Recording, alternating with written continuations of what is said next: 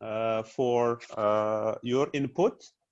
From what I take from most of the comments that we have heard is most of the librarians are still looking at open access from a gatekeeper's perspective.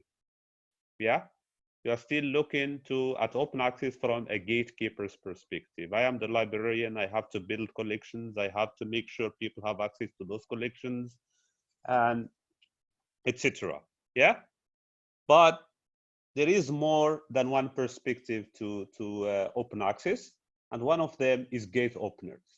Yeah, and in my presentation, I will be touching on that for a little. One of the slides will be touching on that. How can we move from gatekeepers to gate openers? Yeah, we are all struggling with subscriptions, and we are struggling with how to promote those resources that we are buying.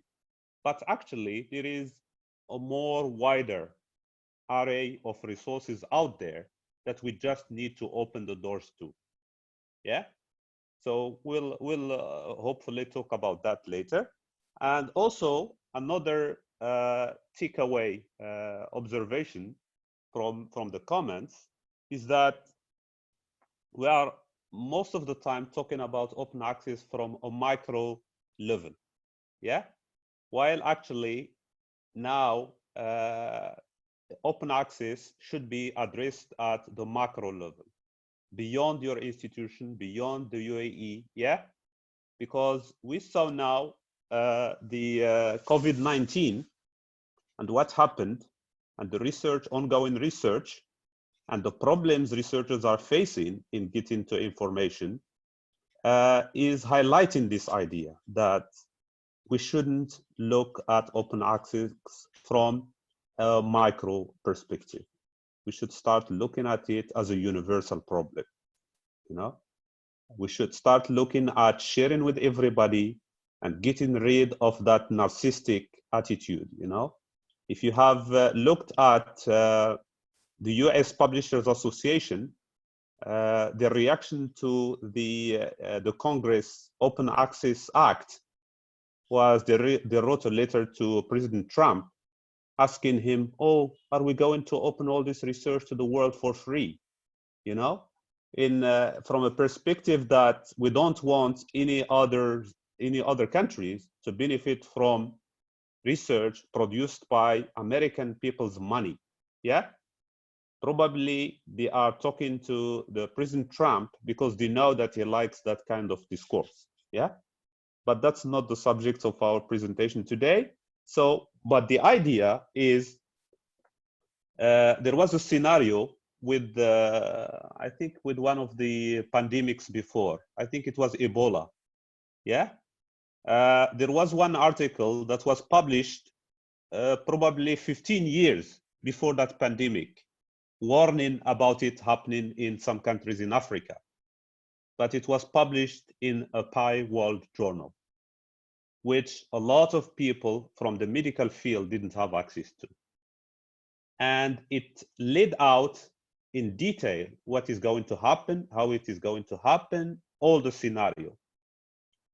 And it was really a shock to a lot of people, including people who worked in the journal, who published that story, that no one knew about it, but it was there all the time.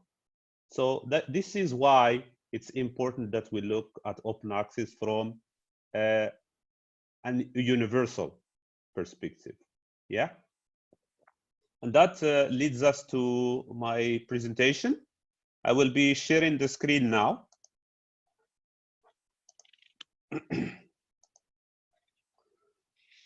So because we don't know the level of expertise of the people who are involved in this webinar or virtual coffee, call it whatever you like, I'm going to give a bird's eye view of open access in general before we move on to talk about the UAE and highlight some of the research that I have done.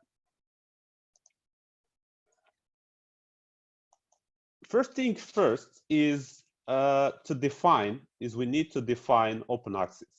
Yeah, you need to define open access. So one of the most popular definitions was open access is the free, immediate online availability of research articles, coupled with the right to use these articles fully in the digital environment. And they have actually highlighted some of these words like free, immediate, online, and the right to use these articles fully. Yeah. So these things will become clear as we go on. But keep in mind these 4 attributes of open access. So some background on open access. Open access is not something new or something extraordinary or something that is not that came with the internet only, but it was always there. Researchers have always that innate desire to share their information, to share their knowledge. And actually, some sort of basic open access concept existed before, because researchers used to print the research on pamphlets or share copies of their articles with their colleagues, either in print or via email or fax. But the advent of the internet accelerated the idea of open access because there is greater connectivity between authors and readers.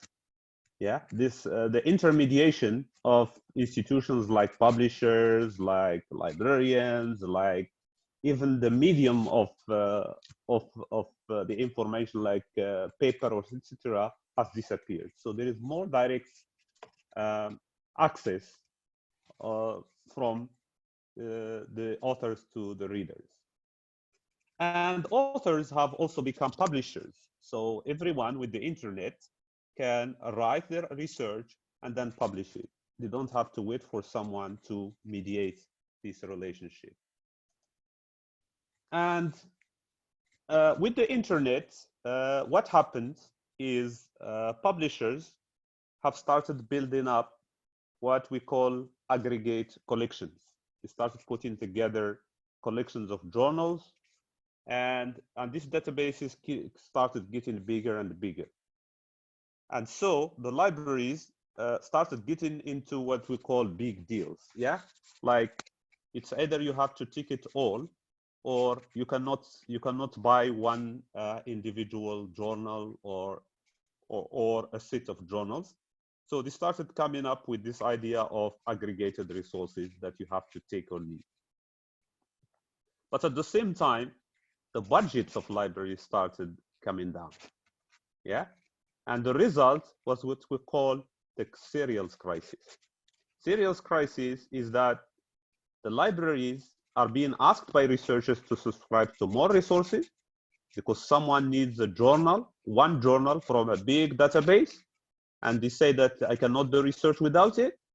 Yeah, so you have to buy those resources while your budget is very restricted. Yeah, so it got to a certain stage where libraries had to sacrifice like some other resources or sacrifice their print collections. And it's not sustainable.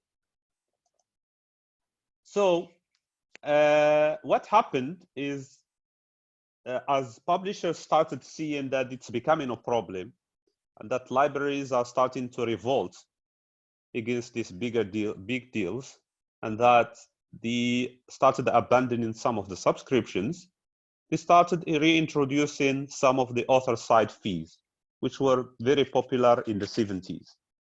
In the 70s, it was not open access, but some journals started thinking that they should be able to monetize their operations beyond the subscription. So they started asking authors to pay what they call page fees or printing fees or whatever. You can call it whatever you want, but they are the author side fees.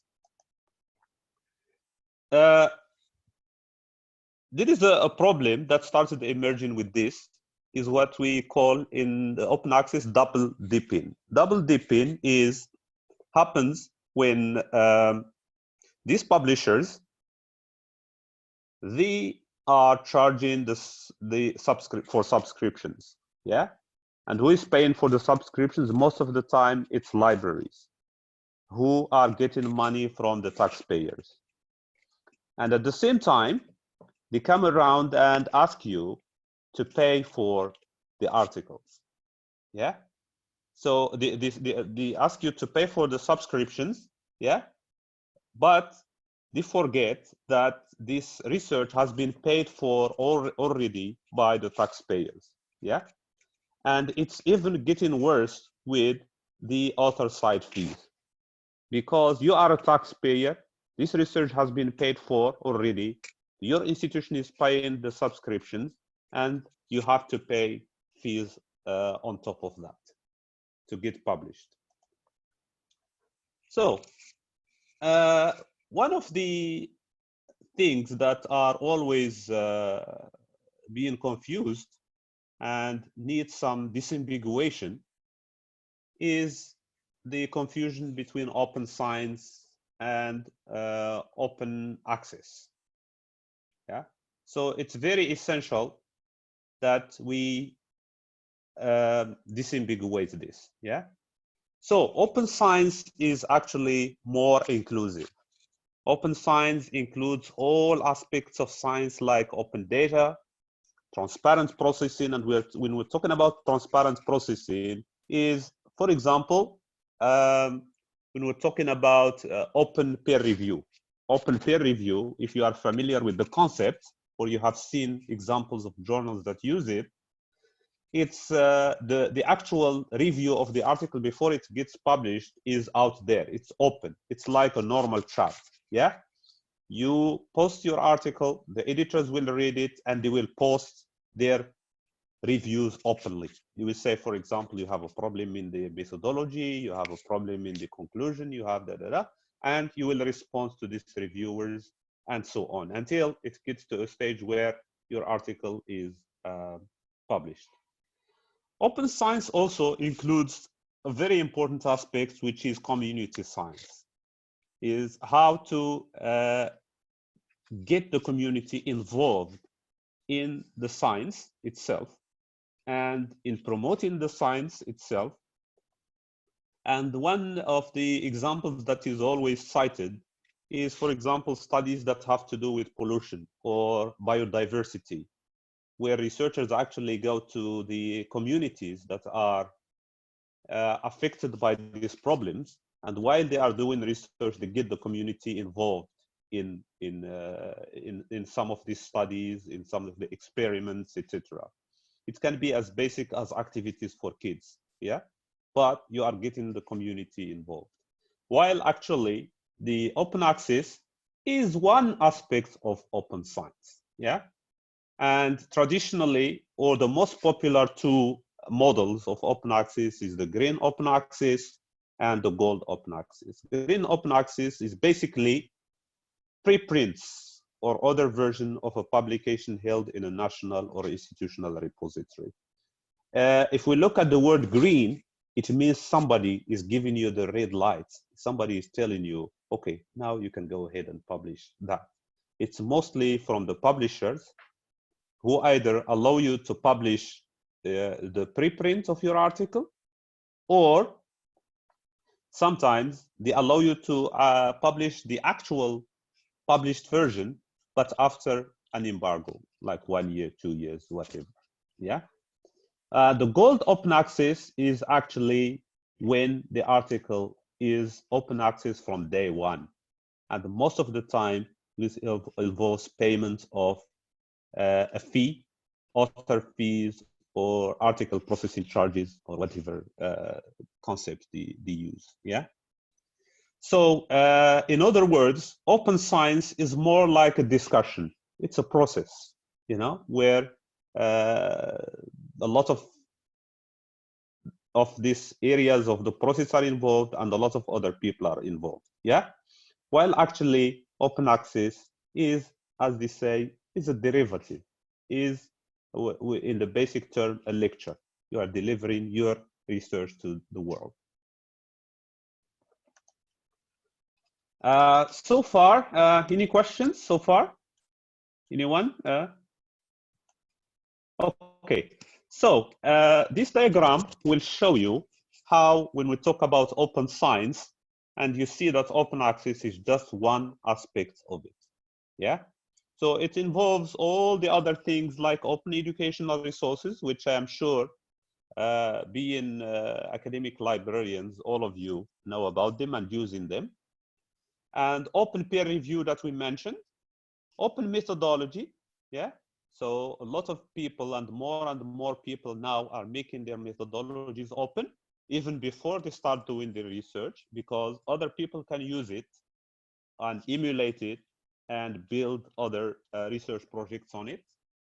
Open source, when we are talking about open source, again, it involves building software that support open access. Like when we're talking about DSpace and ePrints, they are all parts of this movement of open source. And of course, one of the most important things now, even more important than open access itself, is open data. And in this pandemic of COVID-19, this has become really a critical part of the process of finding a cure. Because if everybody shares the data now, we don't have to wait for some research to be published before we can say, oh, okay, it fails to find a cure because they manipulated the data in a certain way. Yeah. But if everybody puts this data out there, people or other teams don't have to spend time rebuilding the data or collecting similar data. So there is always a question that has been preoccupying me and probably a lot of you. What makes a resource open access? Because one of the obvious comments that a lot of people will have is there are a lot of resources on the internet. Yeah, we're talking about the open domain. We should distinguish between open domain and open access resources, because there are conditions for a resource to be open access. Of course, the primary condition for a resource to be open access, it has to be scholarly. You cannot just write a blog post, put it out there, say, okay, I published this open access. Yeah. And the fact that it's in the open domain doesn't mean that it's open access. So some of the conditions are, first thing is obviously access. So once you say open access, you have to make sure that access is guaranteed. And when we are talking about access, it's not only, okay, I opened it, tomorrow it will disappear. No, it has to be sustained access.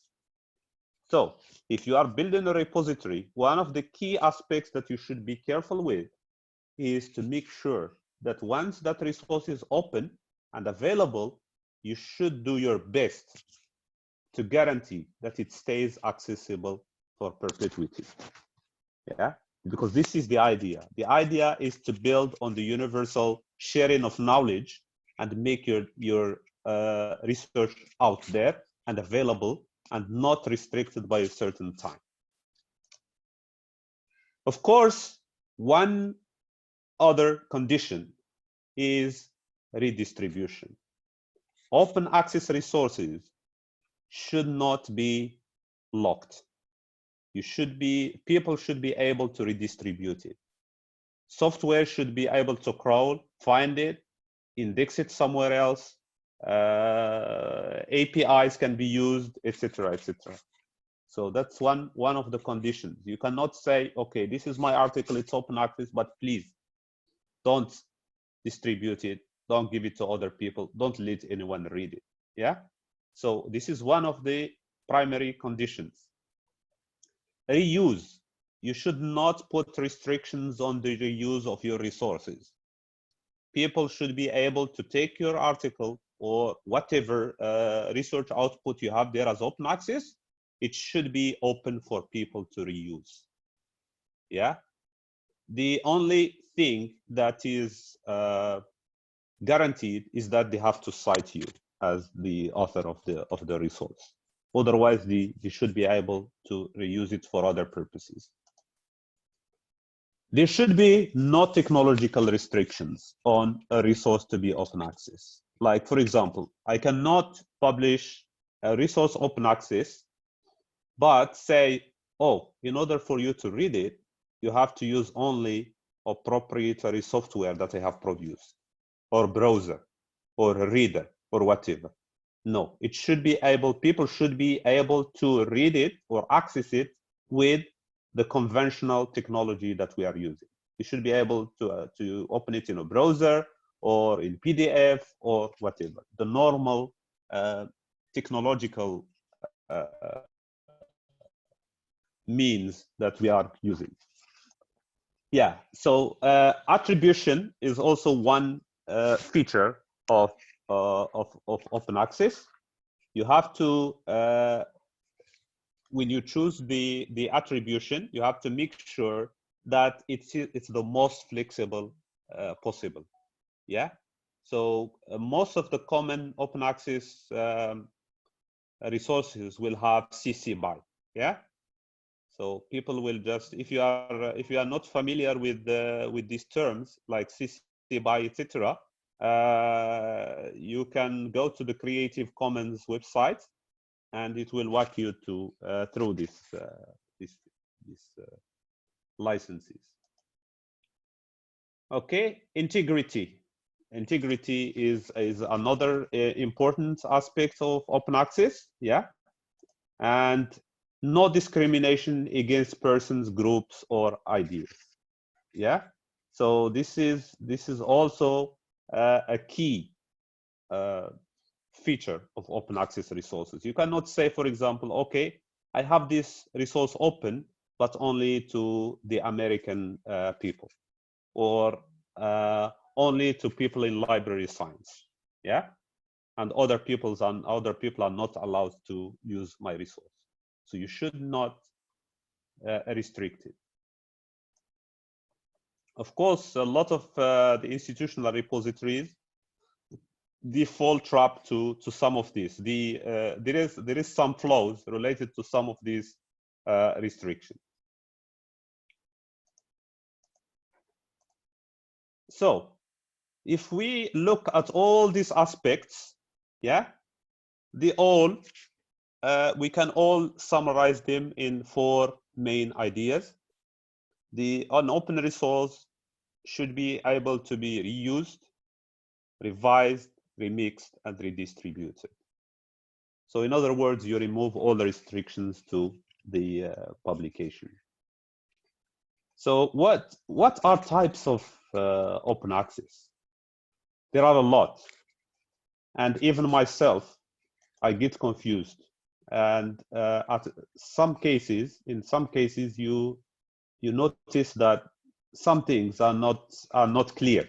Yeah, because of all these many definitions and the small nuances. There are so small nuances between some of these definitions that it's very hard to distinguish.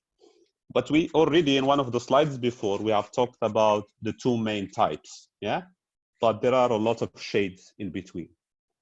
So diamond and platinum is actually the epitome of open access. It's the immediate open access by the publisher with no IPCs, and copyright is retained by the author and no permission barriers. If you, most of these diamond categories are, for example, journals that are published by associations or learning societies, and to some extent universities. The gold, again, is immediate open access by the publisher, but sometimes there is a fee charged. Yeah, some of the publishers, they will charge you to pay. And copyright is retained by the author and no permission barrier. If you guys, anyone has published before, in most of the traditional journals, they will ask you to sign a copyright agreement that you are giving out the copyright to the publisher and they can monetize on it, and they can redistribute it, package it, put it in databases, put it wherever they want, sell it on a pay-per-view basis, etc. In the open access model, you don't have that. You don't find anything like that because you are the copyright owner. You can do whatever with your product. So bronze, article free to read or download on the publisher's website, but it is not openly licensed and cannot be freely shared, and the publisher can withdraw access at any time. So you see now these nuances and these little differences that are making these models of open access distinctive, yeah? And there are some people who straight out, they will say bronze is not open access, yeah? Because there is no guarantee that this product will be open access all the time.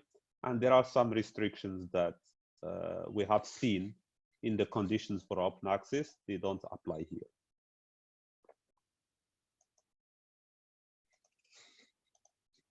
So green open access, again, as we mentioned before, a version of the publication is archived in a repository, most of the time in a repository, but it can be an author's website or a university website. It can be freely accessed but sometimes only after an embargo. I mentioned that before. Some of the journals will say, yes, you can put the version of your article out there, but in signing the contract, they will make you sign that you cannot do that before 1 year or 2 years have passed. And there can be barriers to reuse, etc. And you as the author, you don't have the copyright most of the time. And there is one term which is emerging recently, is what they call black open access. It's the illegal open access. So, for example, via Sci-Hub, and to some extent, a great percentage of the resources available through ResearchGate and academia, that the EDU, are falling under this category. For a reason, because a lot of the articles that are published in these features or in these platforms are actually in violation of some of the copyright of the agreement with the publishers, like, for example, for the green open access. The author will either wake up one day and say, okay, forget about it. I will just violate that contract, and they publish a version of their article in ResearchGate. Sci-Hub is purely a piracy website, so that's probably a subject for another presentation. But please feel free to ask questions towards the end, because I know that there will be a lot of questions about Sci-Hub, so feel free to ask questions. And hybrid. Hybrid, again, poses a very big problem for open access, because it's a subscription journal in which the author is permitted to make an article open access, but via a payment of fees. There is a big problem with this, and that's why, for example, Plan S in Europe is saying that hybrid journals are not open access. Why? Because most of these journals, they are not offsetting the cost of subscriptions of those journals based on the money they make out of those article processing charges. So they still keep the price of the subscription the same, even though they are making money on the side. Gratis is the open access that is free to read, but there are barriers to reuse. Yeah, it's like, as the word means, gratis. Libre, open access is free to read, and permission barriers are generally removed. There is, as I said in the beginning of this slide, there is a little bit of confusion in terms of a lot of these terms. There is very little shiny shades of difference between some of these. But the most important to keep in mind is probably the diamond, gold, and green open access.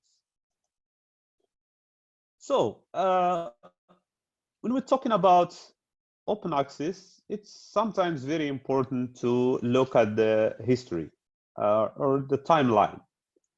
Of course, I cannot include everything that has happened in open access in this timeline, but I think some of the greatest milestones are mentioned in here, starting with the archive in 1991, and Hindawi Plus, etc. Creative Commons, which we have been talking about, has been created. Sorry.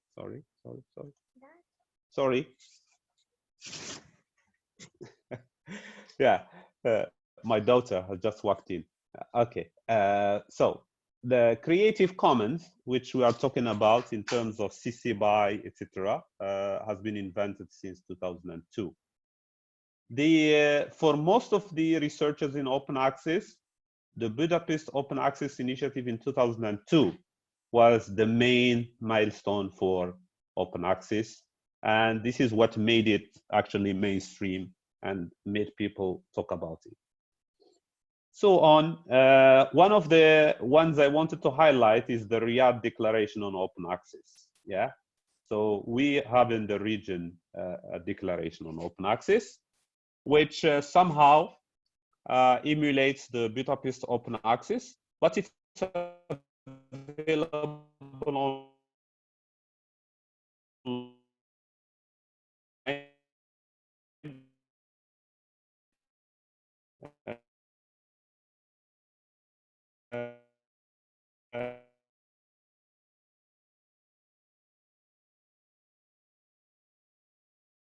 was 08 in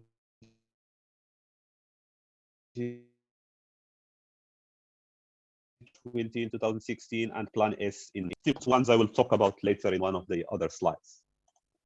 Yeah, this is actually the slide I am going to talk about, which is some of the key international initiatives. Because as I said before, there is now a movement of making this debate beyond the individual institution and beyond the individual country.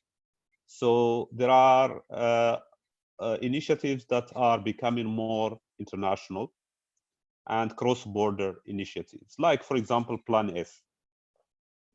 Plan S was launched by Coalition S. If you see here on the slide, that's how it's written, Coalition S.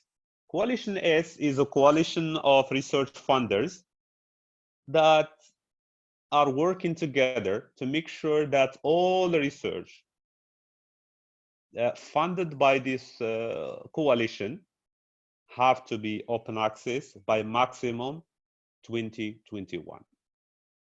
I think initially they said 2020, but they had to push it to 2021 after that. America is an initiative that started in Latin America and the Global South. It's called, actually that's what it stands for, Latin America and the Global South something, association or something.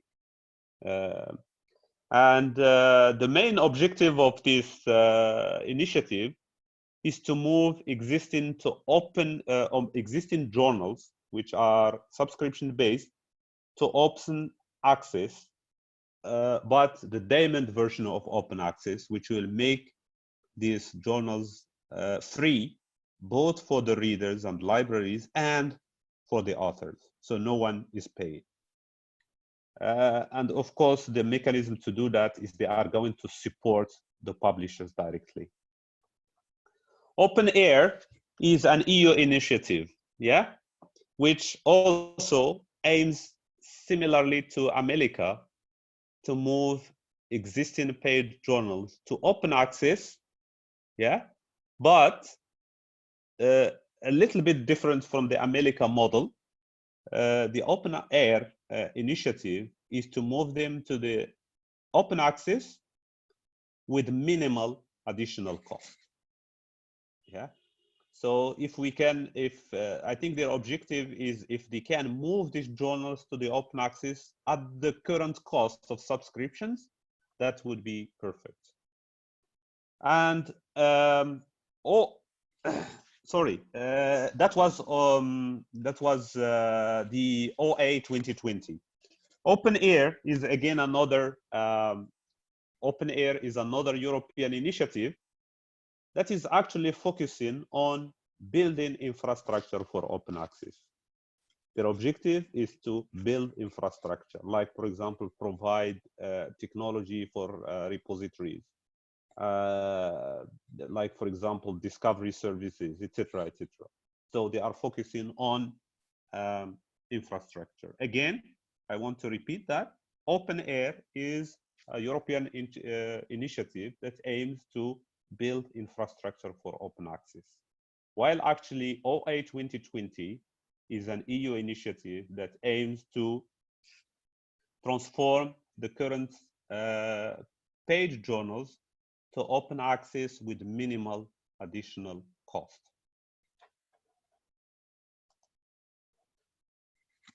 So I think it's very important that we talk about some of the key statistics of open access, because it will put things in perspective. Yeah. But first of all, to understand the context of all of this, we have to look at the cost of journals, you know. So it's a staggering 9.9 billion US dollars in US dollars that publishers have made in journals revenues in 2017. And that's 3 years ago. And probably the information later will give you an idea of where we are right now. So the average annual inflation in the cost of Clarivate Analytics index titles is 7 to 6% in 2018 and 2019. It shows you again how this price could have gone up. Elsevier profit margins are over 40%.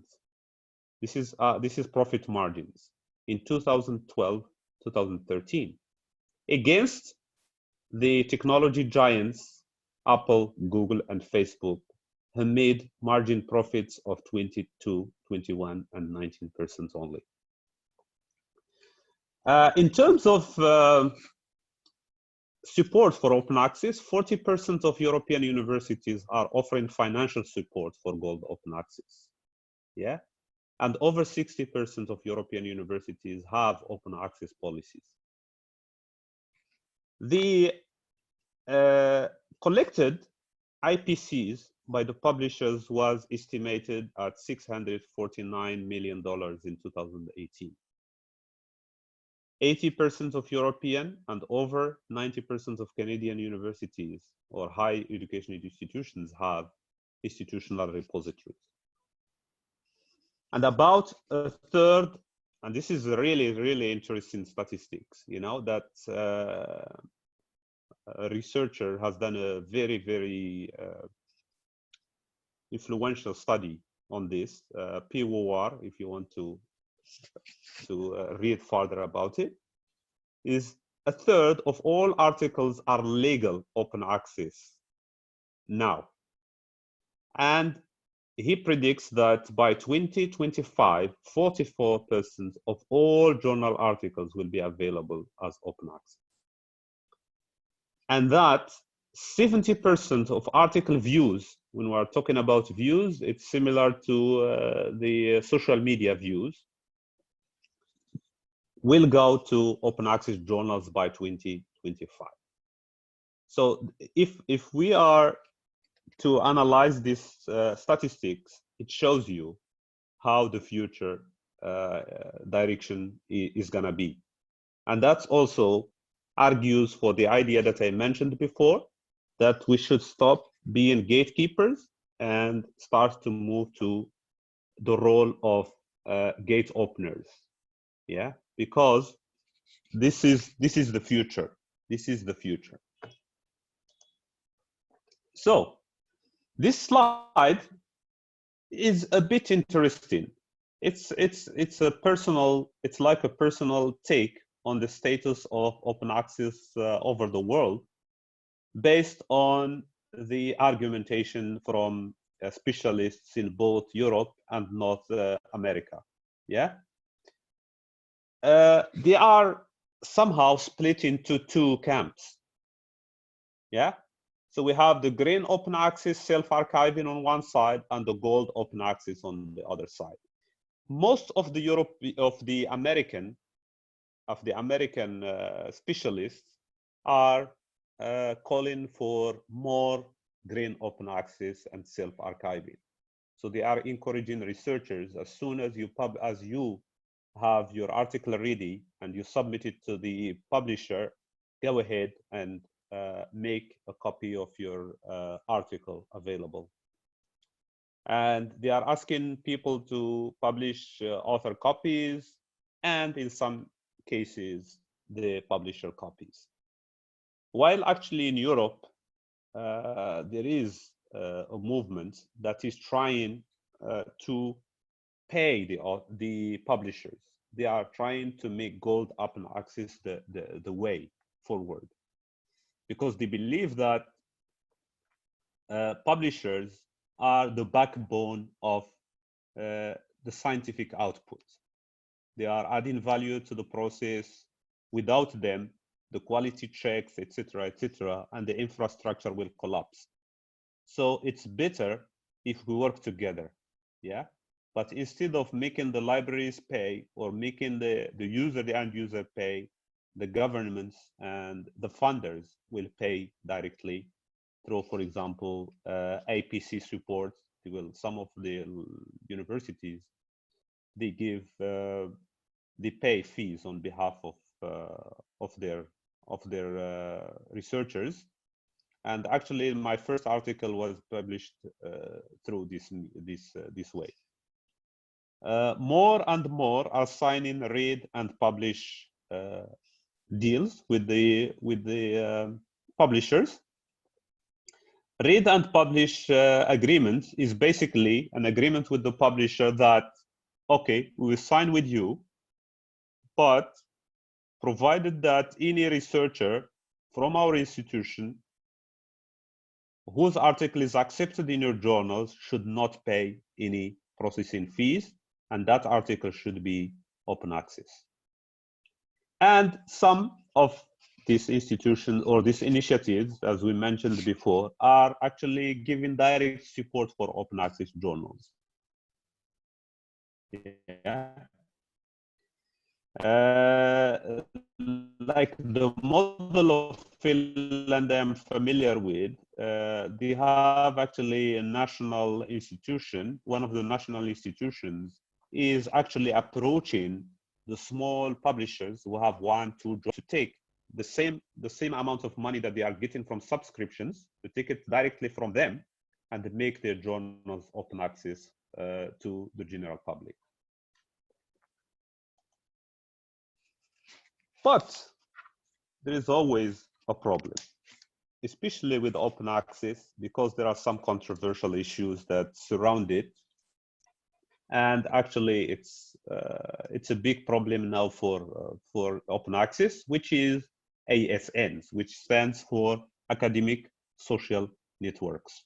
We already talked about some of them, like ResearchGate and academia.edu, and to some extent, Sci-Hub, because a lot of the resources there are violating copyright and actually are infringements to agreements with the publishers. So a lot of people are now saying, no, it's just the open access movement is ruining the scholarly publishing landscape. So IPCs also are very controversial, or article processing charges are very controversial, because as I said, a lot of people are saying, why should I pay again when actually the research is already paid for by the college or by the taxpayers?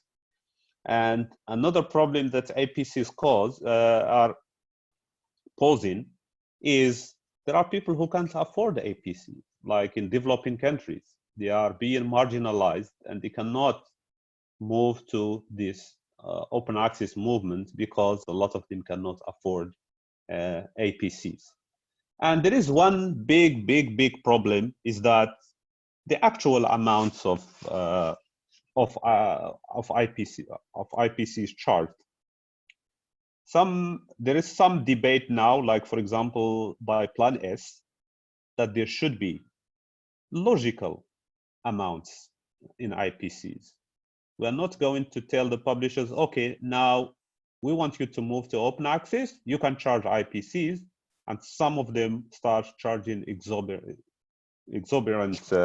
charges. Like some of the journals that I have approached to publish, they are asking for $3,900 per article. Yeah, and this is in the social sciences. Imagine in some of the scientific fields. So there should be restrictions, otherwise it will be again history repeating itself, because at the end of the day, who is going to pay IPCs? Most of the time it's the university who are employing the researcher, and a lot of them increasingly are telling their libraries or asking their libraries to pay these IPCs or to support faculty with IPCs. So it's history repeating itself again.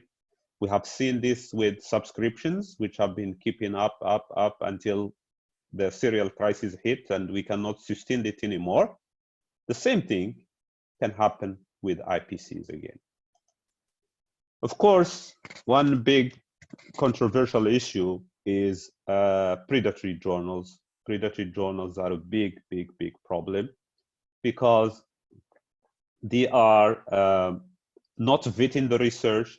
They take the money of the authors, and they are claiming that they are open access and they have this quality research and they are doing the review, etc., etc. But most of them, when you read the material, it's not up to standard, which makes a lot of people who are criticizing open access to say, oh, open access is just another way to let people publish low quality research.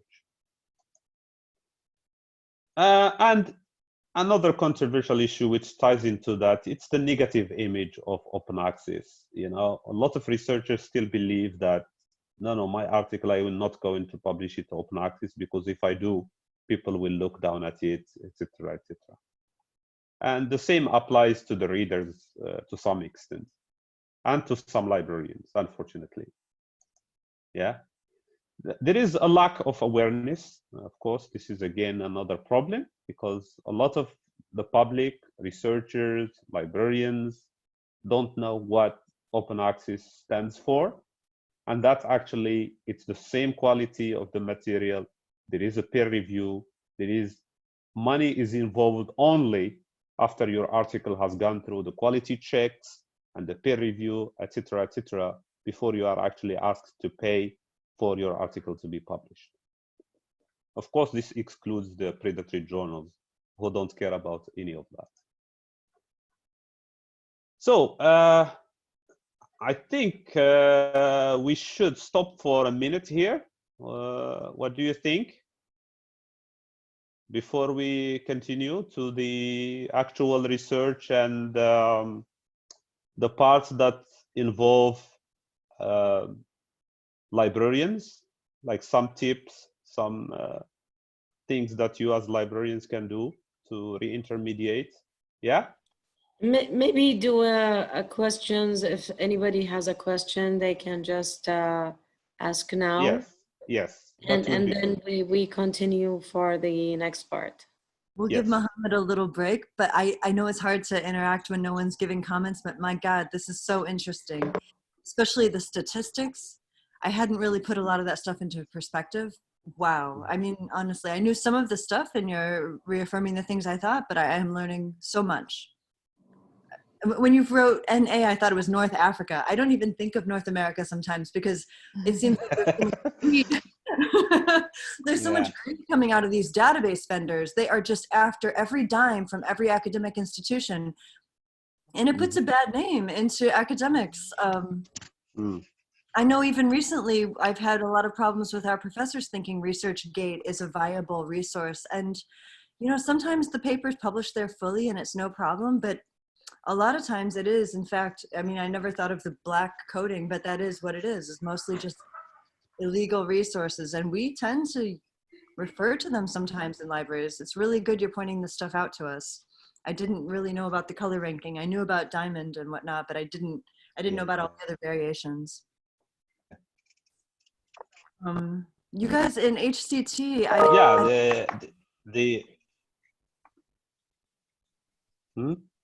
I was going to ask about HCT's stance on that. If you guys, how much interlibrary loan you lean on and where you go for most of your interlibrary loan resources when you don't have something. I guess I'm just curious about where they get their stuff. Nobody wants to pipe in on that.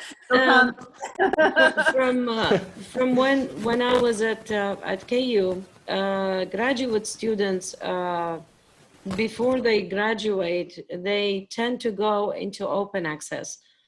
Our professors and researchers, they don't like open access and they think it's low quality because it's free, some of them. Although, you know, just like you mentioned, they pay the author fees, but they still think it's cheap. So if you need to have good quality, you need to pay.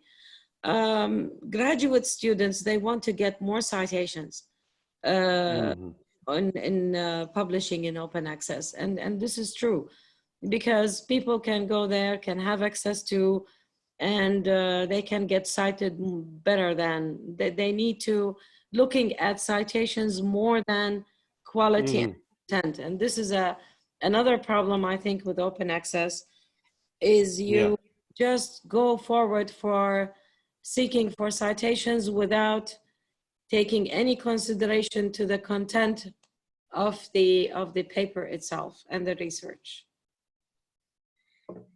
Yep. That's true. Sorry, I was getting to get Mohamed here. He says he cannot join us. He was not able to join, so. Oh, Mohsen, is he having trouble with technical stuff? I think it's Mohamed Al-Hamid, so I just messaged him. Yeah. I'll check my email. I'm sorry I wasn't checking on that. I just sent him the link again. I think I sent him. Let's hope Let's hope he is able to rejoin. There he is at 9:30 asking me for help. Sorry. Yep. Maybe we forgot to let him in the door. I think there's the waiting room activated. No one is in there. Now he's in. Now he is in. Welcome. Hi, Mohamed. Hi, Mohamed. He's here for the second half. Connecting audio. Unmute, yeah. Mohamed? Yes, hi, good morning. Hi, how are you? You are in, yeah? Finally. Yes. Finally, I've been trying since like 9 a.m. Oh my God. Yeah. Yeah. Like there is another meeting in progress. I don't know if other people having the same problem. Huh. I don't think so. Anyway, we were nearly half through the I know the morning coffee. Huh? Don't worry, Mohamed. It's recorded, so you can see Excellent. it. Inshallah, we can share it later, or you can see it in wherever Asma posts it. Sure. Thank you. Yeah, thank you. Yeah. So, anyone has any more questions before we move on? I don't have a question. I have a comment actually.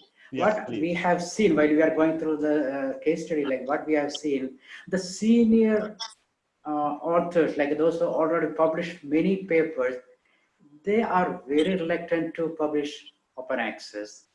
And the young, the new authors, yeah, they wanted to publish in open access. So that's a really, the experienced and inexperienced authors are really in two sides of publishing industry. So how can we convince the experienced authors to publish more open access articles. Do you have any advice? I think it has to do with their perspective to the publication venues. Most of the old researchers they don't know more than 1 or 2 journals they have been publishing with. It's like the tunnel vision, you know, they see only that set of 4 or 5 journals they have been publishing with as the highest quality, and everybody else is not good. But I think one way to convince them is to do resource guides or presentations on the citations advantage. You know, there is more and more now studies proving that there is citations advantage on of articles that are published open access. Yeah. And one of them is the study that I mentioned in the key statistics, which is by POR. What? Yeah. POR. I will share this thing later. Yeah. With somebody is talking in the background. Mohamed, I will mute you. Yeah. Yes. Okay. Sorry. Yeah. So so there is a citation advantage that they can benefit from. Yeah, they can benefit from. You can talk to them about it. And also there is a new aspect, which is altmetrics. If you are familiar with the concept, is most of the evaluation of science is no longer only restricted to citations, but people are increasingly looking at tweets. They are looking at how many times the resource has been liked in social media, etc. So probably if you put it in that way, they might start understanding the advantage of moving to open access. Yeah, Khalid, I think I hope that answers your question. Yeah, right. Yeah, absolutely. But the problem is they are not believing in there are a social lot of media. things you can do. Yeah, so they are not believing in social media alike. So that is another challenge we have in front of them. Yeah. You know what I'd like to comment right now is that the woman that we were bringing for a keynote speaker for this symposium, Katronia McCollum from Hindawi, she was invited to go to AUS to speak to their faculty because as an open access publisher, that's her business. Like she makes money off publishers getting involved with her publishing company, which is open access format. So it's just a business model thinking. People need to find out more about these companies. They need to understand what is on offer to them. And when they better understand the issue, they might jump in and publish with some of these companies that might not have been known to them before.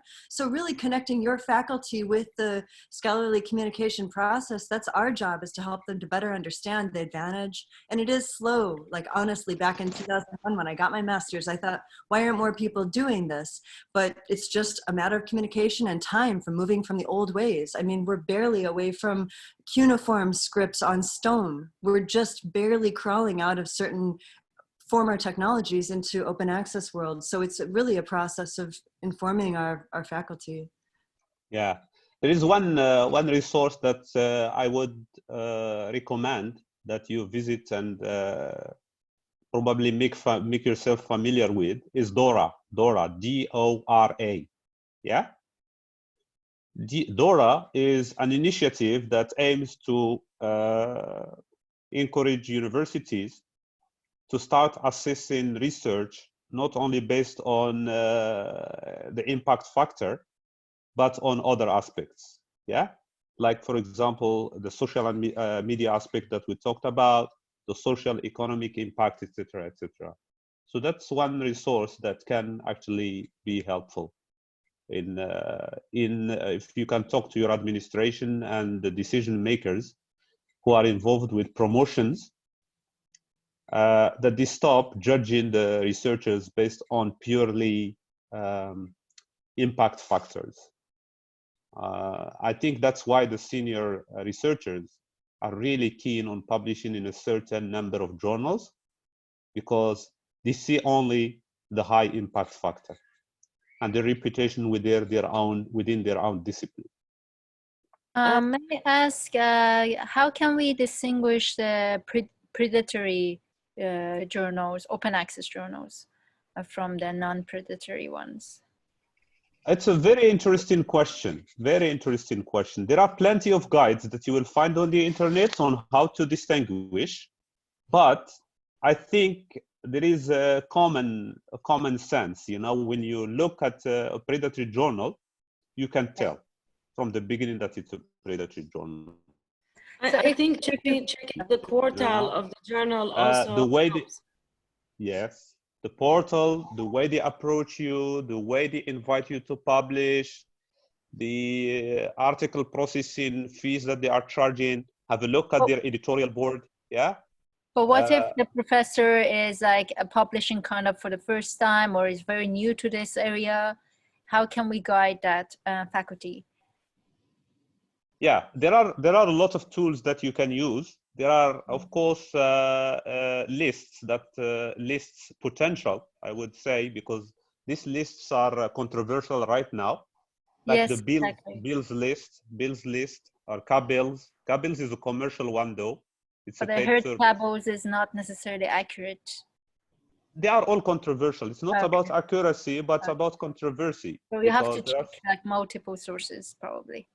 Yeah. Yeah. But you as a librarian, you can distinguish easily. Okay, good. If it's too good to be true, it's a no-no. Yeah. Okay. All right. If the publisher just cares about getting your money, it's a no-no. Now it's really the reputation of some even countries is so bad that I would avoid publishing with any publisher in those countries. In those countries, Like for example, India, okay. UAE is unfortunately one of them. Okay. Yeah, unfortunately one of the countries that have this bad reputation. Yeah. Okay. So there are many ways of distinguishing, but a good start would be the Bills list or the K-Bills blacklist. Yeah. List. Okay. Thank you. And Hama, you can search for how to publish your research paper. There are many resources regarding this topic. Too many. There Yes. are too many. Yeah. Yeah, and you can find some information about how to choose the journal and where to look for and how to evaluate before you decide to publish. And Yeah, I mean, it is very general, correct, but usually those guides take you to closed access, let's say, journals are not open access necessarily. So they're listed in Scopus, they have this and that, and then not all open access journals are on Scopus, so that's a problem. check the quartile of the journal. Is it Q1, Q2, Q3, and if it is open access or not, because many of the open access journals are actually highly ranked. If you check in DOAJ, you can find some very highly quartile journals, and they are fully open access. Okay, maybe I'll chat about that later. I don't want to take everyone's time. Yeah. Thank you. Yeah. The most essential thing is that you have to take all these features together before you make a decision. Because even in Scopus, there are so many predatory journals listed in Scopus, by the way. Yeah. And we think that Scopus is, it's fault proof, it's a perfect product. No. A lot of predatory journals manage to get themselves listed in it. A lot of predatory journals manage to get themselves listed in directory of open access journals as well. Yeah. So it's the decision rests with the author, but also with the library or the librarian who should help them if they approach you. You know, in terms of looking at the general situation or the general features of the journal before you make a decision. So it will be mainly common sense and the website of the journal, where to start. I would myself start with the common sense, but these guys are getting smarter by the day, you know. They are readjusting their strategies based on this. Oh, people are having this common sense, so let's readjust. Yeah. And usually I would stick with journals that have a reputation within that field. Okay, Yeah, thank you. Yes. that's the easiest way. Perfect. Thank you. Yeah. So if no one has any other question, we can move on because I think time is running. Yeah. So we are, the first part has covered mostly theoretical and a lot of statistics, a lot of initiatives that are concerning the open access. But now I think it's about time to move to some practical things and things that you can actually start using today. So some of the open access tools and services that I found myself very useful are, for example, unpaywall. If you are familiar with the unpaywall, it's a service, it's a website, it has a website, but it has also a button like this. Yeah, the button with the lock in it that you see here. You can download an extension to Google Chrome. Yeah.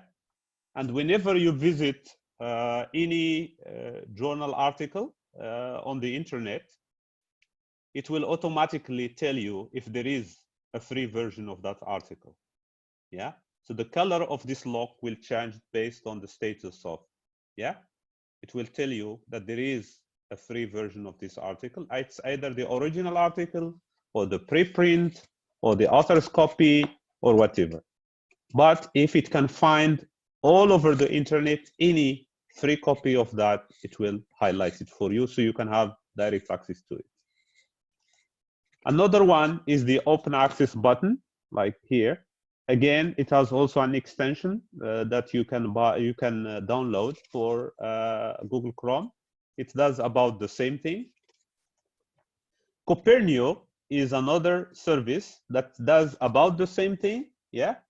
The only difference between most of these products is what company has made them. You know, some of them are made by Springer, some of them are made by Scopus, some of them are made by private entities, yeah, or by people who are actually interested in making the resources available on an open access basis. Copernio is a very, very, very good product and extension because it will give you detailed information of what's the nature of that that product or that article. Is it actually the publisher's copy or is it from a repository, etc., etc. Google Scholars button again is another one that you can add to your Chrome, Google Chrome. It will do the same thing as the others. But I discovered that some of them can discover some resources will be discovered by another one of these. So I experiment with them and see, because they may be also discipline based or discipline biased, I would say. CC search is another button that you can add to your Chrome browser or search directly. Yeah. So it's a very, very good product that will enable you, for example, to download pictures that you can reuse, that they are free to use in your presentations or in your documents, websites, etc., etc.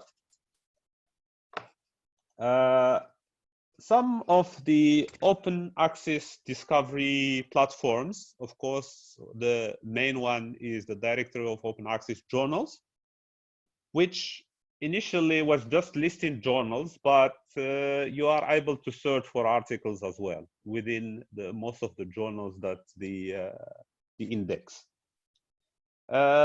One best of all of this that I found really, really practical is Finder One. Finder One, or One Finder, I would say, One Finder. We'll look at it. I will show you how it is one of the best one of the best tools for discovering open access articles. BASE, if you are familiar with this is the academic search engine. It's an academic search engine that crawls websites, repositories, etc., but purely in the academic institutions. The Open the War search, if you are familiar with it, this is the open directory of open access repositories. They have added also a few years back a feature where you can search in the content of these repositories.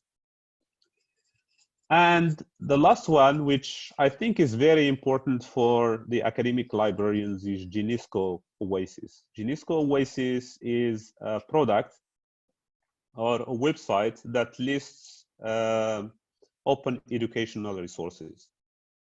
Yeah, it's a search engine for open educational resources. I think we should have a look at some of these. We'll say and show. Go to reshare this screen. Sorry.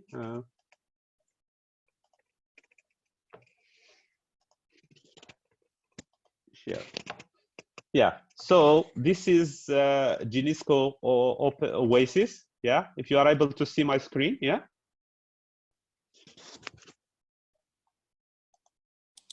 Yes, are you able to see it? Yeah, we see it. Okay. So this is Oasis by UNESCO, and this is like a repository for open educational resources. So you can have public domain books, audiobooks, modules, open access books, but mostly it was built for these textbooks, courses, and course material. It has also some interactive simulations, etc. And right now it's crawling, I think, 97 sources, and it has about 385,000 records.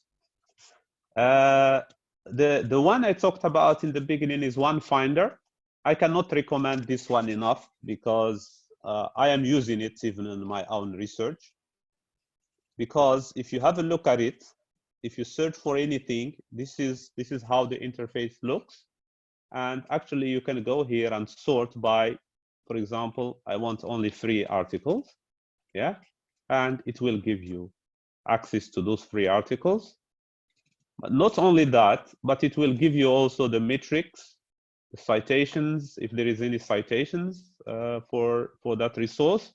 So you will have an idea of, like, for example, the first one, it has 3 citations, 64 readers, probably in Mandeli and other resources, and social media interactions, and you can access the details, the detailed altmetrics if you would like to. It's an amazing product in a way that the way it is built, the soundness of the crawling and the quality of the resources that is crawling, actually, because it's this one is getting articles from journals. Yeah. So you can also limit by years, by language, by subject, etc. It's a full-fledged resource rather than some of those botched setups that we are familiar with. Of course, I didn't want to highlight Google Scholar here because everybody is familiar with it, but this is one of the best I can recommend. So it has a lot of features that you can use. I am using it. I have added it to our e-resources, and I'm even training users on how to use it.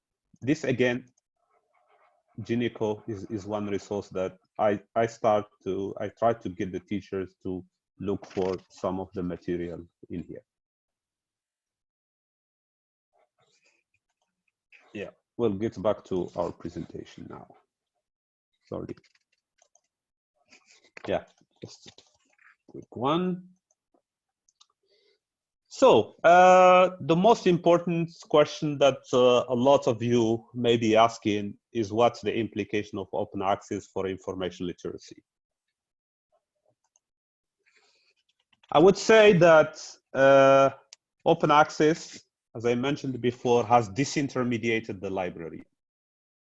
Whether we like it or not, as I mentioned in one of the first slides, authors have access, direct access to the readers, and the readers have direct access to the authors.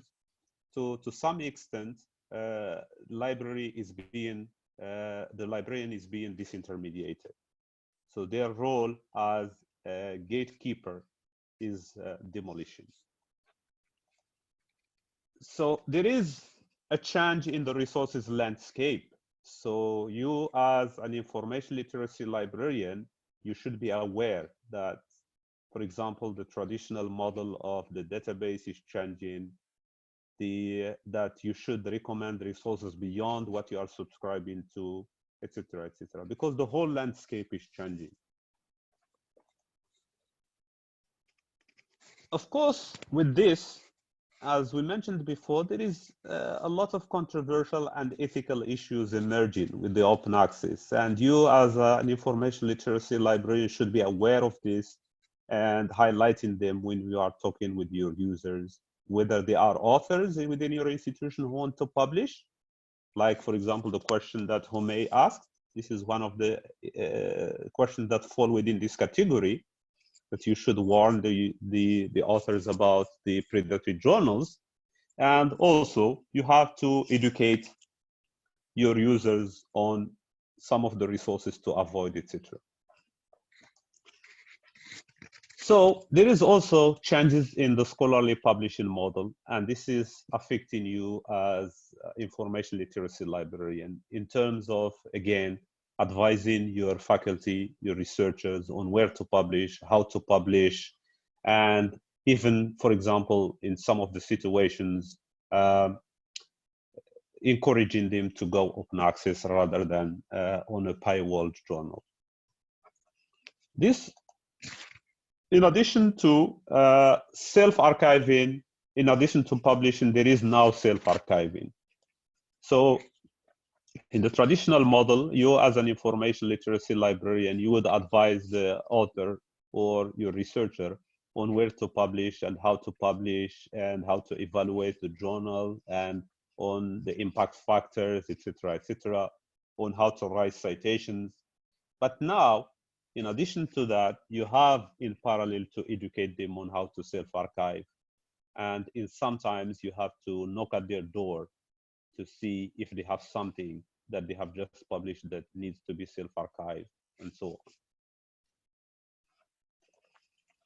on. And of course, there are a lot of copyright implications that you as an information librarian should be aware of.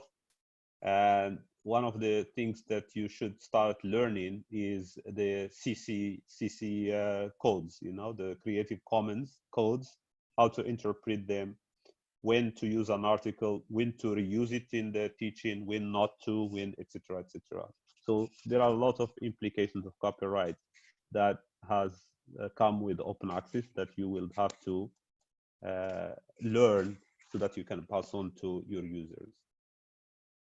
Again, this ties into it, and this is really, the Creative Commons is getting complex by the day. Instead of just the traditional CC BY, which is actually the best for any resource, is the CC BY. The only restriction is that you have to mention that I am the creator of the resource. But there are a lot of models that have started emerging. Like, for example, some of them will say you cannot make derivatives out of it, or you cannot reproduce it, etc., etc. Those codes have a meaning. So these things is something that an information literacy librarian has to learn so that they can advise their users in a best way, both as readers and as authors, because you have to advise your authors also on what's the best Creative Commons licensing they have to choose for their product, but also for your users when they are using these open access resources, what's things they can do and what things they can't. So frequent changes in scholarly communication landscape. We talked already about the changes in the scholarly publishing model, but you should be aware that scholarly communication is wider than the scholarly publishing. Scholarly communication includes everything from the time your researcher is looking for information, to the time they are writing, to the time they publish, and to the way they disseminate the research to the colleagues and their friends. So that's being affected as well. And we have talked before about open peer review, open data, and all those things that come with the open access movement.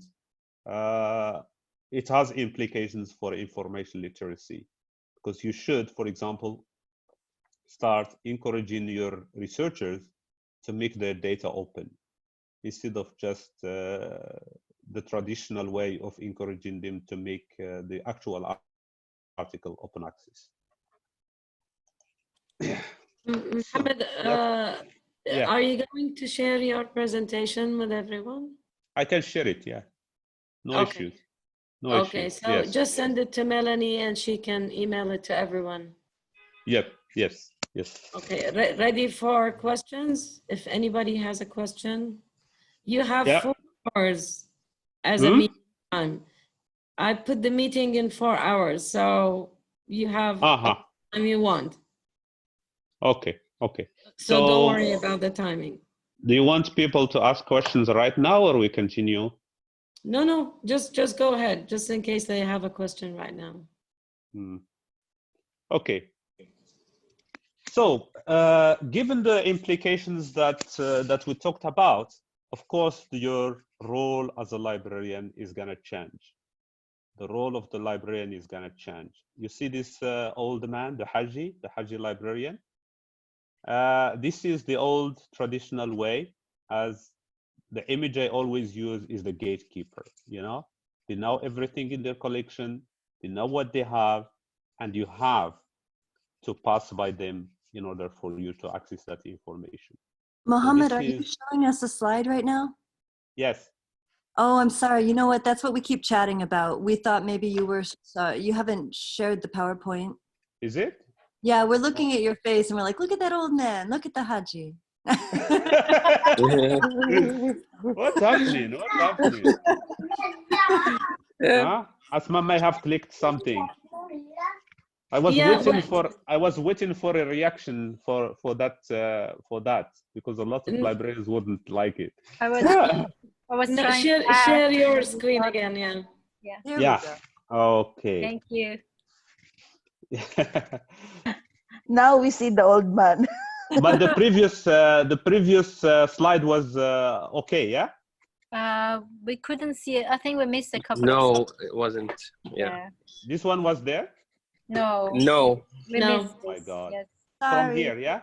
Yeah, We from saw here. this one. Yes. Thank you. What happened? I don't know what happened. Anyway, the implications of open access for IL that we talked about are here. Yeah, the disintermediation and so on, the changes in the landscape, etc., etc. Yeah. So here we are, back again. Yeah. So as I said, librarians were gatekeepers and intermediaries of information in the information landscape, both for the users, which in our case are mostly students, to access our collections, but also for the authors when they want to publish or they want to do research, to work on new articles or reports.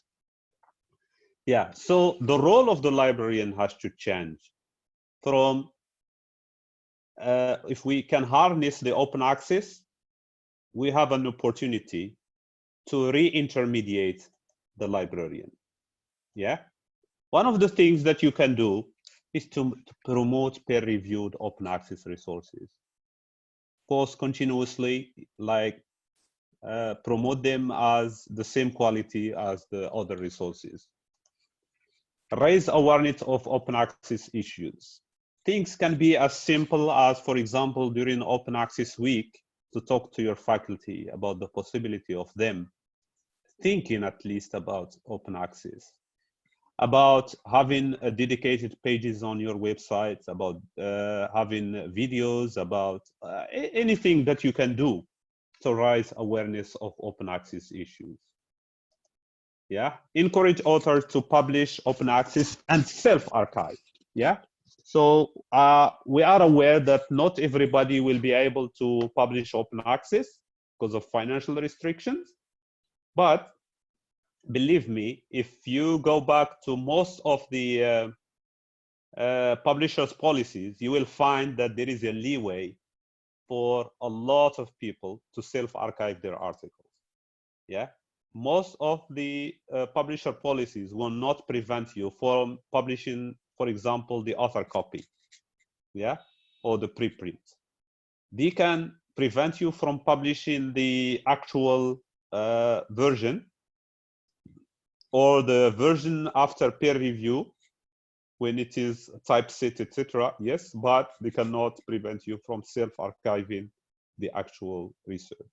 And from experience, we do know that there is no big difference between the actual final version and the author copy.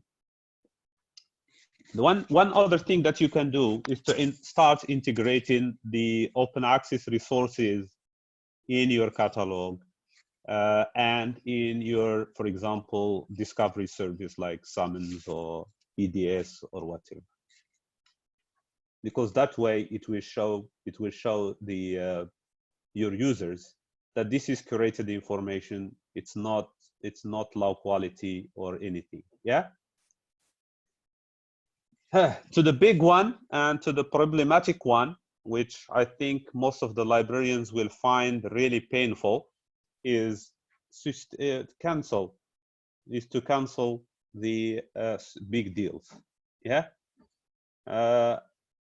I am aware that in the UAE, most of the institutions are not at a stage where really they have to suffer because of this. But I think it's about time. It's about time to think about it and at least open the debate with the vendors. I think a few of the institutions that we have here in the UAE could benefit from canceling these big deals. I would say that it's a very hard decision, but believe me, it's feasible. Like, for example, if you have access to Science Direct and they are charging you, I don't know, 500,000 dirhams or whatever, yeah?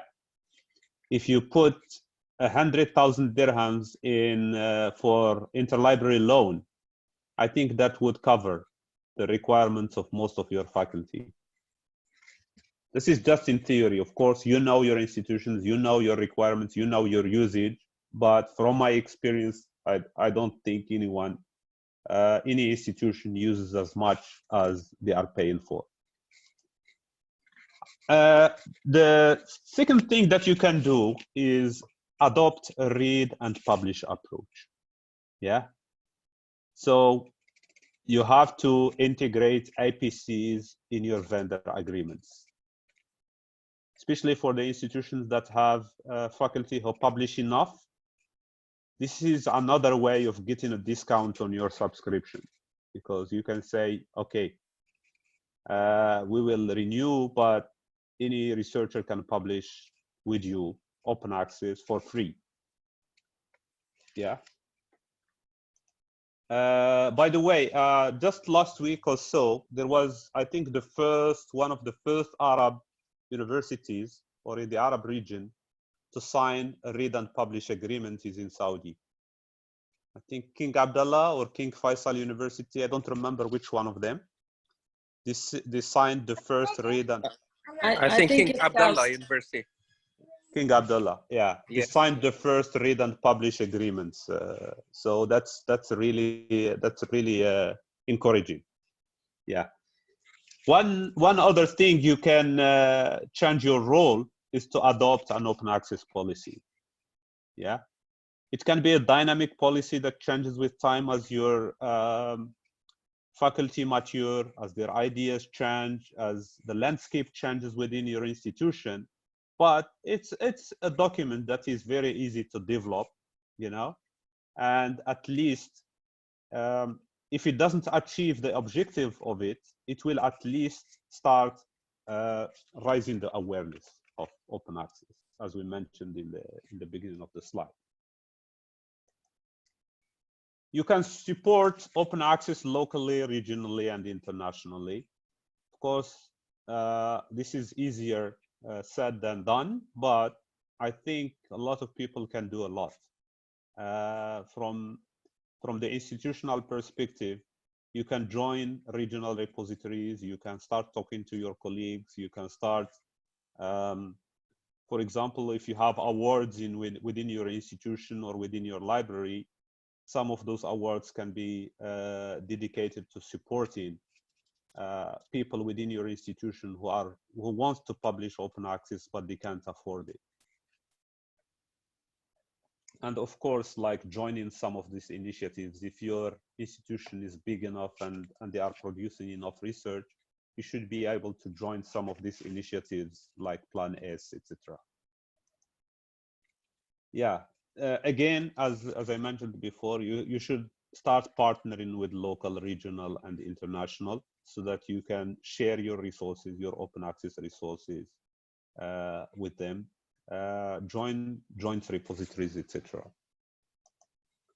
Establish a repository within your institution, or if you can't technically do that, you can join a collective one or a collaborative one. Provides financial support for IPCs. Yeah, so an increasing number of libraries now are dedicating some money of their budget to support authors within the institution to publish in open access. Educate researchers on predatory journals. That's one of the primary roles, I think, of an information literacy librarian, but of a librarian in general, because you don't want the reputation of your researchers and their efforts wasted by publishing in a predatory journal. Now we move on to the actual research that I have done. So the first one is the open access in the UAE from a journal's perspective. One of the first article that I have done was actually a total analysis of every single journal that is published in the UAE. And this is the first time such a study is done. And it's a little bit different from most of the studies that are being carried in the region and beyond, in a way that it's not only restricted to the director of open access journals or Shimago or Ulrichs or Rode, which are really very popular. Yeah, these are the most popular sources where people go to find open access resources or journals in general. Like Ulrichs, for example, is the main source for journal information. But I have looked at all of these resources and more.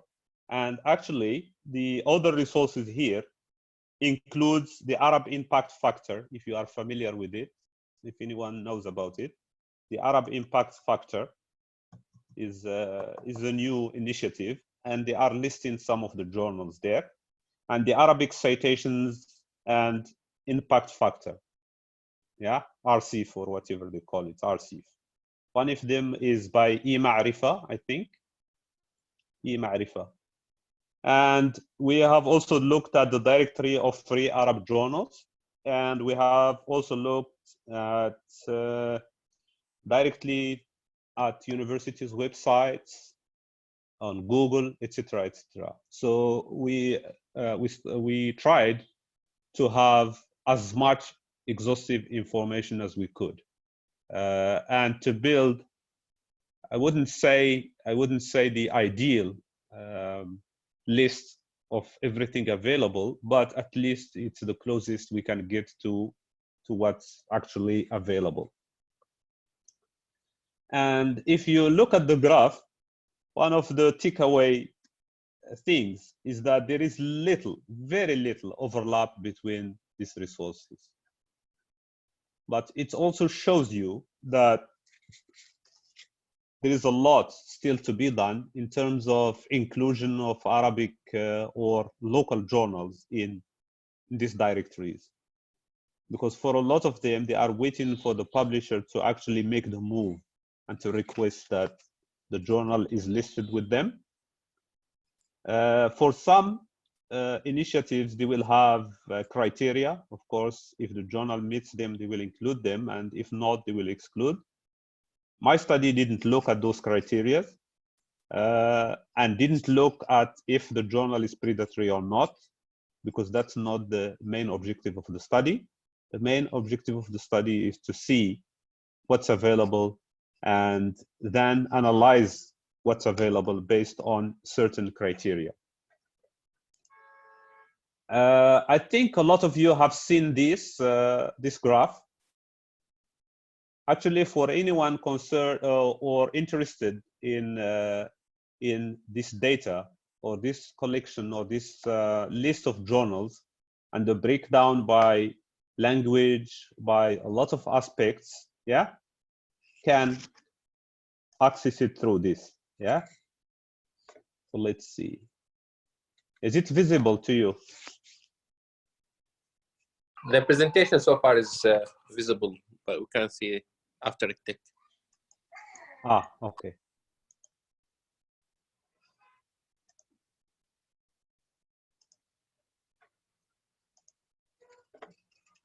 So actually, when now it's visible, yeah? Yes, it is. So when you get access to my presentation, you will be able to click on that link and go to this page.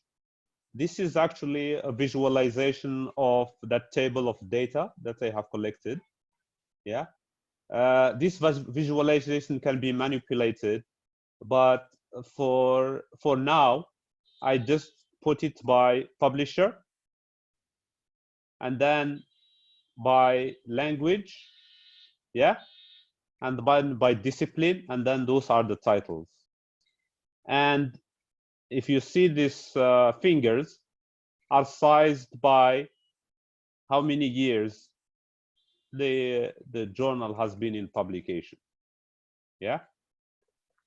So this is available. You can have a look at it, but I am opening it for a reason, yeah. I'm opening it to highlight one of the things that are of concern to me and probably to you. If you look at this wheel, a lot of this, for example, look at this publisher called Bentham Science Publishers. It's taken really about a quarter of the wheel, of the number of journals, yeah? About a quarter of what is published. And there is high suspicion that this is a predatory, that this is a predatory publisher, yeah? Bentham has been continuously classified as a predatory publisher in Bill's list and in Kabyl's list, yeah?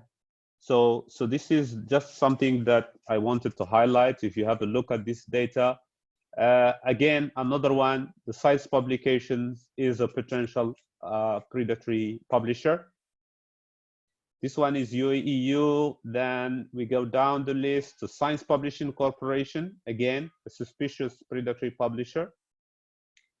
Tathqif, there is doubts about it, but I think this one is absolutely a predatory publisher. Scholars Middle East Publishers is a predatory publisher.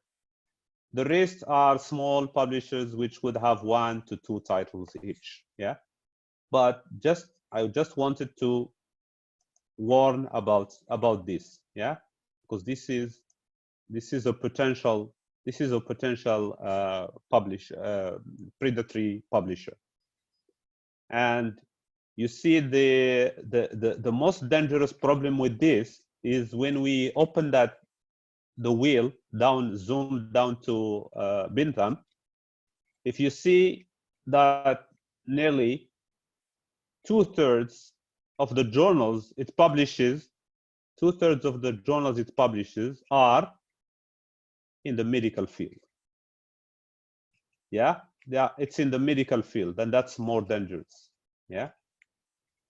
Then they have engineering, environmental, etc., etc. I think Bintam is a publisher that is, I think, established in the US, but after a lot of pressure, they moved their operations to Sharjah. Yeah, same applies to one of the other publishers, which is Scholars Middle East. I think they were based in India, and they saw potential here, and they saw that there is a lot of pressure from institutions for people to publish, so they moved their operations or they opened a branch in Sharjah. I take this opportunity to talk about another concept, yeah, which is publish or perish, if you know about it.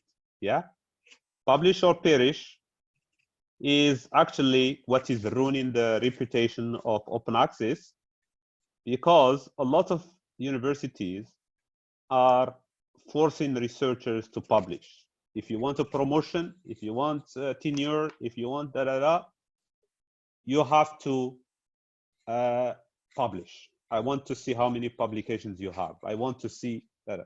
A lot of researchers, because of the workload of teaching workload, they cannot produce very good quality research.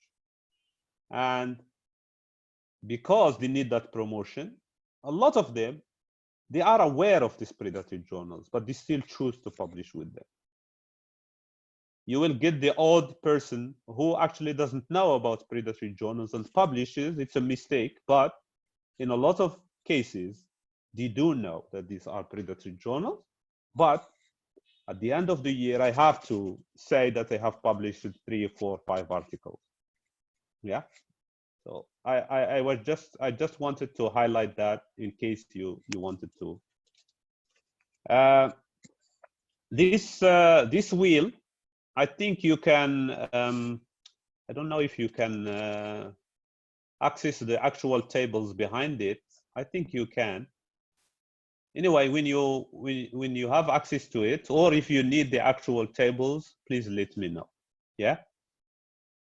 Because this visualization can be manipulated in many ways. If you want to focus to stress the language, if you want to stress the publisher or the field of publication or the discipline, you can play with that.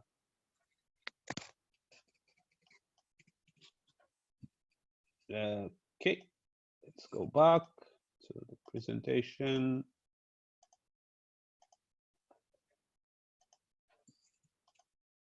Yeah, we are back in the presentation. Yeah,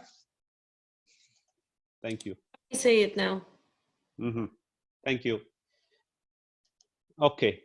Okay, so in terms of the status of open access in the UAE, in terms of publications, we found out that 2 out of 3 online journals are open access.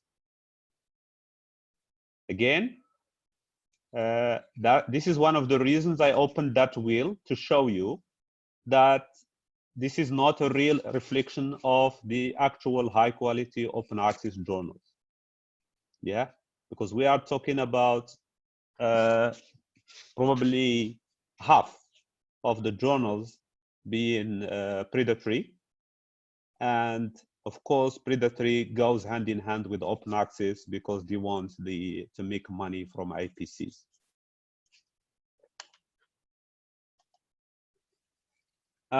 In terms of articles, when we looked at Shimago, in 2019, it was saying that 25% of the articles from the UAE are open access. Yeah, that is actually a little bit subpar with the world average, which is about 1/3. Yeah, but I think still it's good. The question now is how accurate that is. I would say it's not accurate, yeah, because Shimago data is based only on one database or two, yeah. I think it's based on Scopus or Web of Science, the data they are using. So there is absence of the local publications which are not captured in that statistic. And if given the situation, if the local publications, I would say that this is much higher, because most of the local publications are open access. Yeah, like for example, most of the journals published by universities, or all of them, are open access. The ones published by the local governments, local associations, are all open access.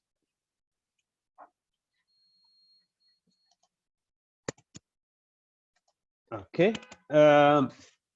Again, this is no surprise that 2/3 of online journals are charging article processing charges. Again, this is related to the same graph in the beginning, to this one. It exactly correlates, yeah, that 2/3 are charging article processing charges. Actually, when you look in detail at the article processing charges, they are very, very low compared to the international common cost, you know. A lot of these are charging something like 400, 500 dirhams, you know, which again shows you that they are purely predatory. And a lot of them are probably just someone sitting behind the desk somewhere and creating journals out of the blue. And if they are lucky and they publish 10 articles per journal per year, multiplied by, let's say, 100 journals, that's a lot of money, even though it's just minimal for someone who is sitting behind a desk somewhere doing no review or nothing. Surprisingly, the majority, and 90% of the journals published in the UAE are purely English. The remaining 10%, some of them are bilingual, and a very, very, very, very limited number is just Arabic. Yeah. And again, this ties back to the predatory phenomenon, because they know that everybody wants to publish in English. So one of the articles that actually now is with the publisher, my second article, is talking about the higher education institutions. Yeah. And we discovered that only 1/5 of institutions in the UAE have an open access policy or are in the process of developing one. And if I can poke your head a little bit and ask you, in one of the slides we mentioned the percentage in Europe and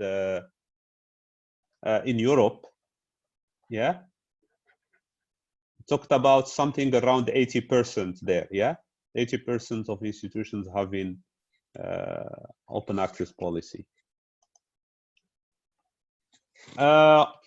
Again, another statistic is only 13% of the higher education institutions have funds for open access. I mean, dedicated funds to support open access. And that's really very, very low. In other words, that's let me question, you know, that percentage of open access journals from the UAE, and even Khalid's mention of the number he mentioned, that the percentage he mentioned, I am questioning it based on the fact that this doesn't correlate, and this is actually encouraging me to do a study about co-authoring. You know, I want to do an analysis of these publications and see whether actually any publication that has been co-authored by someone from a European university is what is driving that percentage of open access high, because those universities are providing funding for open access. Because this here doesn't correlate, and I still doubt, and I doubt that a lot of researchers will pay, for example, $3,500 or $4,000 out of their own pocket to publish in open access journals. Yeah. So this takes us to predatory journals. Predatory journals, a big problem.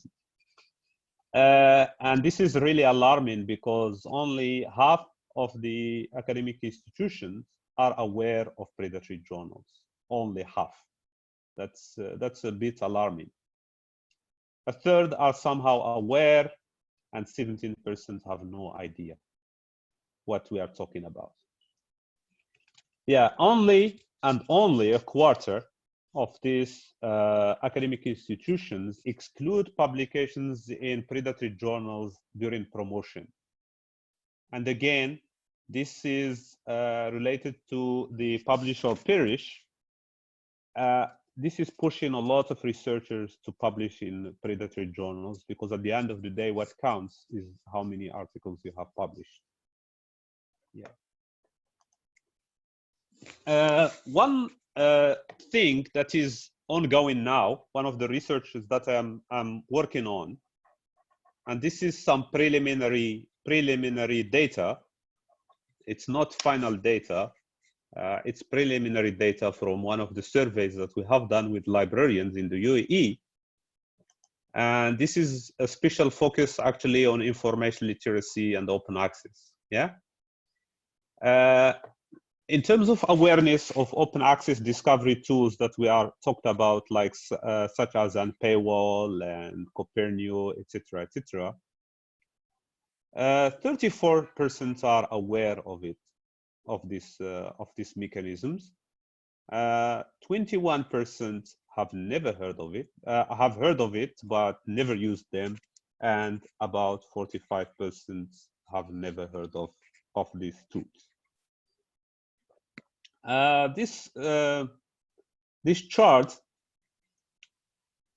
shows that awareness of open access in general is still low, and that the information professionals who should be aware and in forefront are still lacking some of the awareness of open access and how to promote it. We also discovered that 2/3 of the librarians are providing some sort of instruction on scholarly communication, including open access.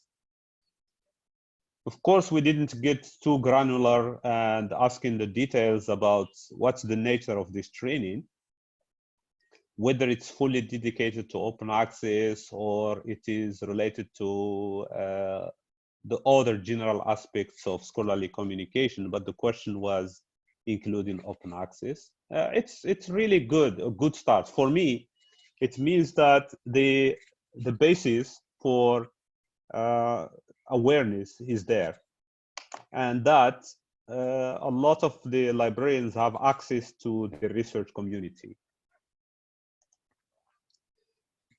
Again, 2/3 are convincing users of open access quality, believe that convincing users of the open access quality is a challenge. Yeah. Which requires that a lot of work should be done in terms of raising awareness again. The good thing is that over half of the librarians are aware of predatory journals. Yeah, that concludes my presentation. Let me get back to here. Thank you very much. If you have any questions and discussion, we'll I will keep the presentation in the background if in case we need to go back to it. Thank you. Thank you very much, Mohamed. Anyone has questions? Anyone needs clarifications on something? I want to applaud you. That was so relevant. Your research is so good. It was so helpful to me and my colleagues, I'm sure. I think a lot of HCT had to leave for a meeting, as well as the U people had to leave for an 11:30 meeting. But wow, this is awesome. I can't wait to share it on our socials. I probably could have promoted it more had I had the confidence that this was going to be so amazing and well executed. Really appreciate you sharing that. Thank you. That graph is amazing. You posted that graph on LinkedIn, and it's just absolutely amazing. How did you learn about that presentation tool? It's Flourish. Flourish. Probably I got the tips from one of my supervisors about it. You know, Impressive.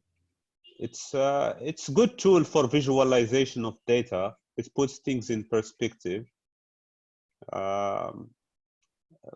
You can build much more complex visualizations than that, but it's a really good tool. Yep. Well, we're down to the 6 people who are the hardcore, and we've recorded it. So I thank you very much. Thank you. I think we should stop recording this, Asma, maybe. Thank you very much. It was great. I learned a lot. Thank you. Thank you. Yeah, and you can stop. Yeah, okay. I stopped recording it. Yeah. Yeah. Okay. Yeah. So it was a pleasure. It was a lot of talking for me. Thank you. Thank you. I hope you have enjoyed it. I hope you have enjoyed your coffee. Mine has gone cold. Yeah, you had to sit there. I ate pizza. I was drinking coffee. Yeah. It should have been virtual coffee should have been shorter than this, but what? It's okay. Going out for lunch now, it seems only appropriate that we now go out and do something, but we'll continue. Yeah. This was perfect. I will share the presentation with you so that you can share it with the rest. Then Asma, maybe she will look at the video, see if it's worth sharing or not. Yeah, sure, it's worth, but I need to find a way. I'm worried about the size of the video. Let me too much, today. Let me check today and see how I can share. Yeah, it's maybe you could try WeTransfer. But she must post it on Facebook and LinkedIn. WeTransfer to direct, right? Yeah. I would like PowerPoints to be loaded on LinkedIn at the very least, because that way everyone can know what Mohamed spoke about, and then at least see the PowerPoints. Maybe it could be link only, or I think so. I need to check because it's saved in the system in Zoom, but let me check how I can share it and see the size of it. You may go and edit it because it will be too big, I think. You may have to cut parts of it and etc. because it's 2 hours. It's about 2 hours or more, no? Yeah, I think divide it into parts. So part 1, part 2, part 3. Yeah, I agree. Yeah, it could be. I can do it in parts, or maybe it will be okay to be shared as one whole video. Yeah. What happened? Anyway, my research with the librarians is still ongoing. I still need to collect more responses actually for that, for it to be accurate, you know. So maybe I will reshare the link to the survey again. Actually, my colleagues are not as busy as I am these days, so I think they should be able to respond. Yeah, so I will reshare the link to the survey, because that will make it more accurate. And actually that this survey, I am aiming to publish it in one of the high profile library science journals. Yeah.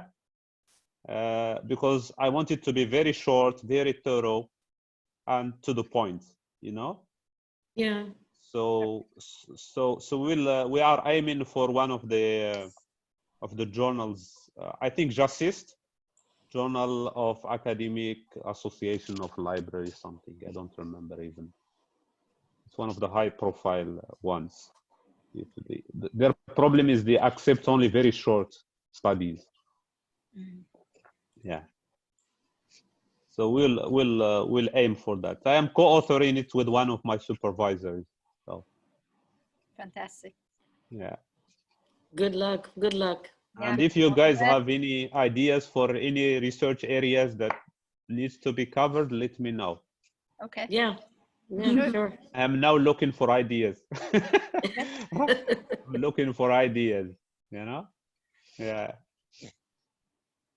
To be honest, I really love the initiative, and our professors are quite new to research. So I think this is a good playground, in other words, to test. And if you want to test on AUD, feel free, let me know. We can definitely do it together, maybe. Yeah, I think many of our professors just realize that they have to get published. They haven't done enough. So. Yeah. So that's good. That's good to know. That's good to know. Maybe there will be at a certain stage where we want to look at the researcher's perspective. Yes. Because right now, my idea of in the PhD, I'm doing it by article based. The idea is to study one aspect in every article in a way that will build a 360-degree of open access in the UAE. So we have looked at the journals already. We have looked at the institutions or universities. Yeah. Right now, there are two articles going on. One is looking at the librarians, and one is looking at the article level. We are looking at the article level in the international journals, including Scopus, Web of Science, etc. Yeah. Maybe there will be a stage where we have to look at the researcher's perspective. Yeah, researcher's perspective on open access. So maybe that's good. That's good to know that we can have access to your researchers. At the moment, we don't have a director, so I think I have more of a, yeah, probably a bit more. It's still recording, Mohamed. Did you switch it off? I switched it off, but it's still for some reason. Still recording. We are making it longer, huh?